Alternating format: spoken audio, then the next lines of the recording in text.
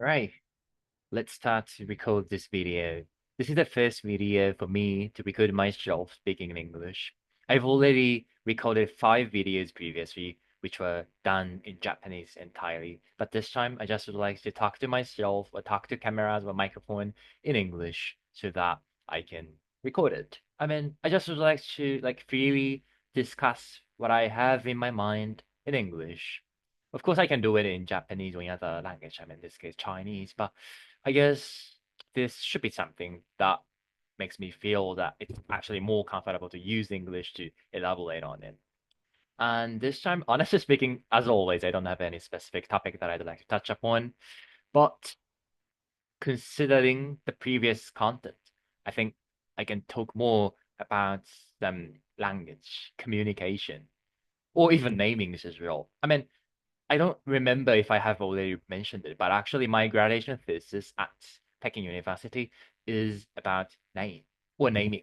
Technically speaking, I analyzed some of the relationship between anonymous names or nicknames and their consumer behavior on an online platform. So in this regard, I've long been intrigued in namings or I mean, for some reason, I am very attracted to some of the names or how they generate names or how they accept their fate that could be influenced by names. That is why I've chosen this topic for my thesis.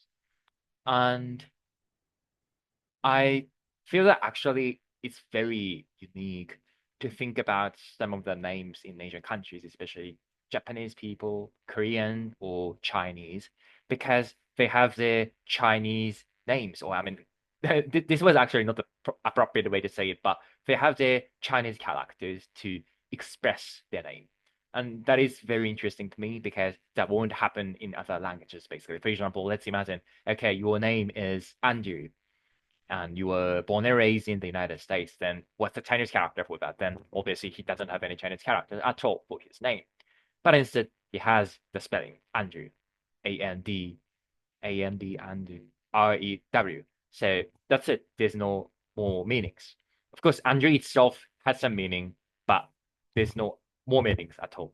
So in this regard, actually the depth of the name is in Japanese or in Chinese or any names that were given Chinese characters, those names have like more deep sense in this sense. I don't want to say that one type of a name is superior to the other type of the name or whatever, but I just would like to merely describe the fact that actually some of the Asian names, especially in this case, Japanese names or Chinese names, likely to have like deeper connection and to certain meaning. For example, in my case, of course, my name also has some Chinese characters, and this was coming from my parents' expectation. And then my given name, for example, means that like cultivating something in the bigger and bigger, let's say. So basically my parents expect me to do something, explore the area, cultivate something, and also I need to educate myself as well in a good way. And they expect me to like accelerate that sort of process. And because if you like to really cultivate the field, for example, as a farmer, then there shouldn't be any rest. You always need to cultivate it. And otherwise, the land will become more stiff and solid, and then that shouldn't be like suitable for the farming. So if you really like to continue to like farm your land, then you need to continuously cultivate it, obviously. And so in this sense, I have this sort of like expectation from my parents, and I kind of try to live up to that sort of expectation as well. So in this sense, each and every person then has their responsibility that actually like arose from their parents. Their parents gave certain names and to certain people. Their children, and then they kind of try to go into that sort of direction.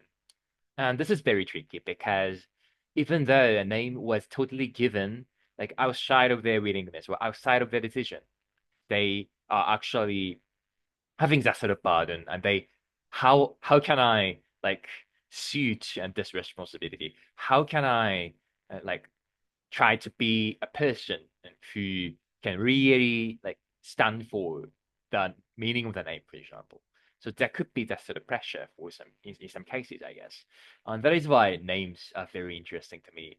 It always like makes me feel that okay, his name is like this, her name is like this, and the Chinese characters are like this, and then their parents might have had this sort of like ideas about those names, or I can even sometimes like directly ask what the origin, what the meaning is behind your name, and then I just realize that okay, that's very amazing. So in this sense, you're kind of like expected to be very kind to other people, or you're expected to like behave in a nice way in public, for example. So if there's a case, that makes a lot of sense. Okay, that is exactly what your personality is.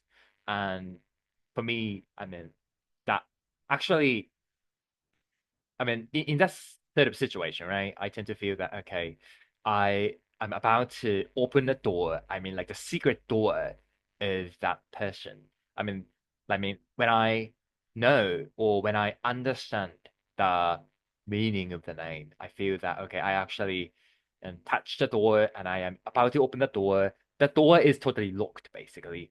But when a person in front of me like discloses his or her name's secret or name's origin, then I feel that okay, I have the faith that I need to know his or her fate because now we are sharing the origin of his or her name.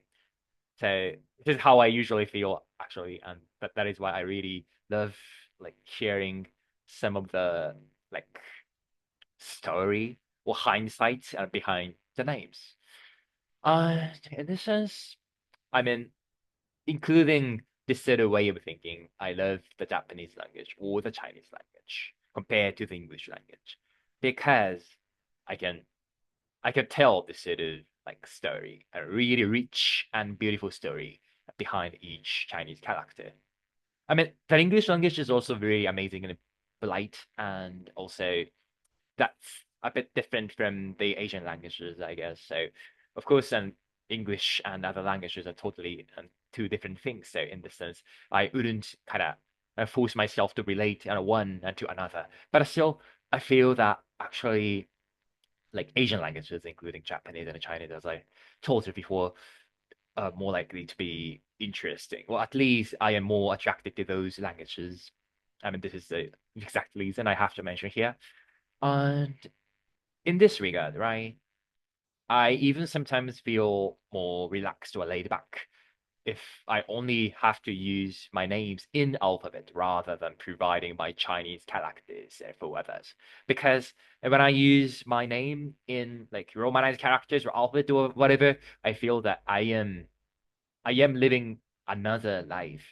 I actually like in such a situation, I actually and get another version of myself, and then I tend to feel that okay, I am Kodai, and then I feel that okay, this spelling Kodai doesn't have any meaning at all. This is just a meaning. This is just a pronunciation. This is just a sound that doesn't convey any meaning at all. So in such a case, in a good sense, I can become more free, and also I can more like casually see other people as real because when I know other people's Chinese characters, for example, then I tend to feel that okay, I need to take certain responsibility of knowing other people's names in Chinese characters, and then I need to kind of try to understand their life.